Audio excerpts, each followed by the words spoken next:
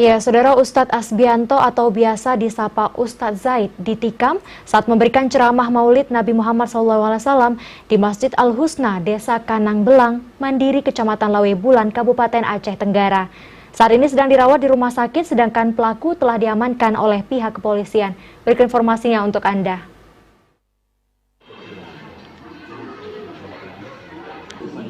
Seorang ustadz di Aceh Tenggara, Muhammad Zaid, 37 tahun, tiba-tiba ditusuk. Persis saat dia sedang menyampaikan tausiah memperingati Maulid Nabi Muhammad SAW pada Kamis malam. Insiden itu terjadi di Masjid Al-Husna, Desa Kanang Belang Mandiri, Kecamatan Lawebulan, Kabupaten Aceh Tenggara. Kapolres AKBP Wanito Eko Sulistio dalam konferensi pers di Mapolres Aceh Tenggara di Kuta Cane menjelaskan, ketika itu korban sedang menyampaikan ceramahnya, tiba-tiba pelaku berinisial MA 30 tahun masuk dari jendela masjid dan langsung menganiaya Ustadz Muhammad Zaid dengan menggunakan sebilah pisau. Korban sempat membela diri menangkis tusukan dengan tangannya. Namun sabetan pisau tetap mengenai tangan dan leher korban sehingga terluka parah. Warga bersama petugas langsung melarikan korban ke Rumah Sakit Nurul Hasanah untuk menjalani perawatan secara intensif. Saat ini korban masih dalam pengawalan ketat dari pihak kepolisian yang berjaga-jaga di rumah sakit. Kalau penyebabnya kami nggak tahu, spontan aja kejadian. Kronologis kejadiannya gimana deh? Bisa cerita? Sedang mengisi tausiah, di tengah-tengah isian tausiah spontan dia datang dari belakang. Kedepannya paling tidak ya, kalau kita ada buat kegiatan Maulid atau di kampung-kampung ya kita siapkanlah paling kurang pengamanan untuk ustadznya. Itu ya, ustadznya pun kan agak merasa lebih nyaman bagi pelajaran ke depan. Setelah melakukan aksinya, pelaku langsung melarikan diri. Tim Resmob Polres Anggara kemudian memburu pelaku dan berhasil mengamankannya pada pukul 22:45 waktu Indonesia Barat. Pelaku diciduk dari rumahnya. Motif dari kejadian itu belum dapat dijelaskan karena masih dilakukan pengembangan dan pemeriksaan lebih lanjut. Dari Kabupaten Aceh Tenggara, Abdul Aziz, TVRI melaporkan. Ya, Ustadz Asbianto yang disapa Ustadz Zaid mendapat serangan tak terduga saat memberikan ceramah di salah satu masjid di Aceh Tenggara. Seorang pelaku yang tidak dikenal datang dari arah jendela dan menikam Ustadz Zaid dengan sebilah pisau. Fenomena yang terjadi di Aceh Tenggara ini merupakan hal yang baru di Aceh. Sebelumnya penikaman terhadap pemuka agama kerap terjadi di sejumlah daerah di Indonesia. Lalu bagaimana MPU Aceh menanggapi isu ini? Serta apa yang harus dilakukan untuk mencegah kemungkinan serangan ini kembali terjadi? Kita bahas selengkapnya dengan Wakil Ketua MPU Aceh, Tengku Faisal Ali. Assalamualaikum, Tengku Faisal. Waalaikumsalam warahmatullahi wabarakatuh. Ya, Tengku Faisal, langsung saja terkait penikaman yang terjadi di Aceh Tenggara. Apa sebenarnya persoalan yang terjadi di masyarakat saat ini sehingga terjadi serangan seperti ini, Tengku Faisal? Baik, tentang motif penyerangan itu tentunya kita kembalikan kepada aparat keamanan. Dalam hal ini pihak kepolisian Republik Indonesia. Tetapi kasus penikaman ini baru pertama sekali terjadi di Nanggro Aceh Darussalam ini, di Aceh yang sangat kita cintai ini. Makanya kasus ini sesuatu yang mengguncang yaitu Aceh kita karena belum pernah terjadi. Tapi apapun hal yang terjadi tentu ini menjadi pembelajaran bagi masyarakat Aceh dalam secara keseluruhan. Kita perlu mengintrospeksi diri bahwa ada hal-hal yang selama ini kita anggap tabu di masyarakat kita, ternyata hal ini tidak menjadi tabu sekarang ini.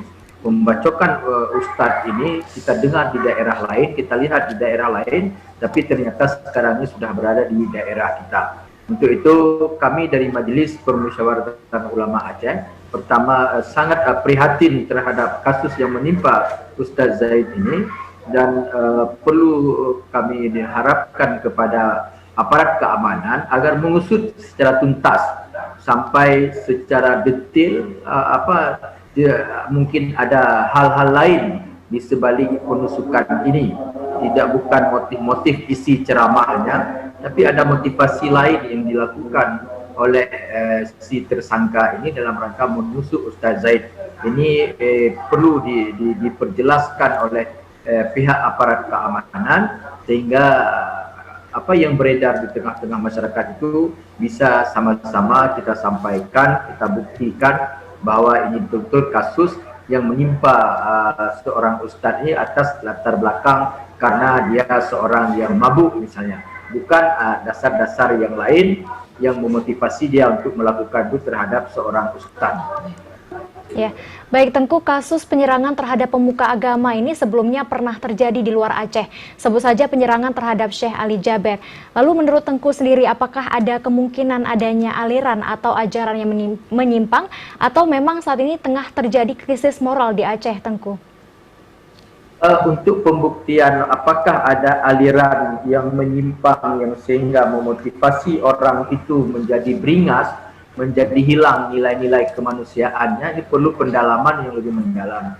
Tetapi yang ketiga tadi itu krisis moral, ya ini tidak ada terkait dengan aliran-aliran, tetapi karena terkait dengan perilaku masyarakat kita yang mulai daripada kecil sudah meninggalkan nilai-nilai agamanya. Kalau dulu masyarakat Aceh yang cukup dekat dengan nilai agama mulai masih dia kecil, tapi sekarang nilai-nilai itu sudah mulai bergeser dengan pola hidup yang tidak baik, bergeser dengan pola hidup yang jauh daripada tuntunan agama. Maka pergeseran moral, pergeseran akhlak masyarakat itu dapat kita lihat banyak yang terjadi sekarang ini, dan ini merupakan tanggung jawab kita semuanya, dan tidak perlu kita menyalahkan siapapun di sini, tapi ini bahagian daripada masyarakat kita, bahagian daripada tugas kita, dan bahagian daripada tanggung jawab kita. Yang penting kasus penusukan ustadz yang berceramah ini kita berharap menjadi yang pertama dan yang terakhir di Aceh. Perlu kita dalami, perlu kita kaji, perlu kita persiapkan segala sesuatunya agar hal ini jangan terulang lagi di Aceh kita yang kita cintai ini. Baik, Tengku Faisal, mencegah kemungkinan serangan ini terulang kembali. Apakah perlu dilakukan pengawalan khusus terhadap para pemuka agama yang akan melakukan ceramah? Saya melihat bahwa karena ini kasus yang pertama, tentunya kewaspadaan ya perlu, tetapi tidak perlu berlebihan. Tidak perlu ada pengawasan yang khusus, yang ketat, dan kecurigaan yang terlalu tinggi terhadap siapapun yang dekat dengan para ulama, dengan dekat dengan para pemuka dan dengan para penceramah. Tapi ini hanya bentuk kewaspadaan kita, agak sedikit kewaspadaan, tapi tidak perlu berlebihan dan tidak perlu ada pasukan khusus, tidak perlu ada pengamanan khusus. Insya Allah kita berkeyakinan bahwa kasus ini adalah hal yang terakhir, yang pertama dan terakhir di Aceh kita, dan insya Allah para pemuka agama kita akan dilindungi oleh Allah Subhanahu Wa Taala. Yang penting dengan niat yang ikhlas, dan masyarakat kita akan sama-sama menjaga para ulama kita.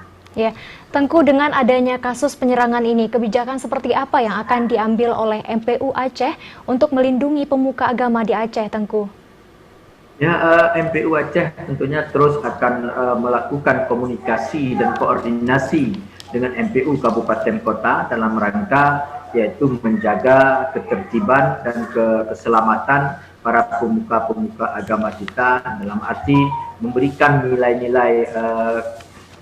nilai-nilai keamanan yang perlu diperhatikan, dan kegiatan-kegiatan keagamaan itu agak sedikit perlu pengawasan, dan juga masyarakat yang hadir di situ perlu ada diberikan pengarahan-pengarahan, dan termasuk isi-isi ceramah itu perlu kita perhatikan sesuai dengan konteks masyarakat kita di dalam hal menyampaikan sesuatu itu.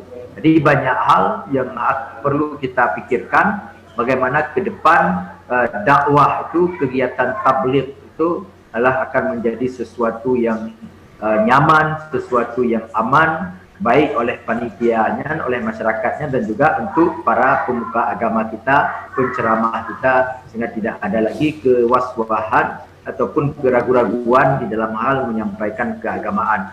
Memang inilah tugas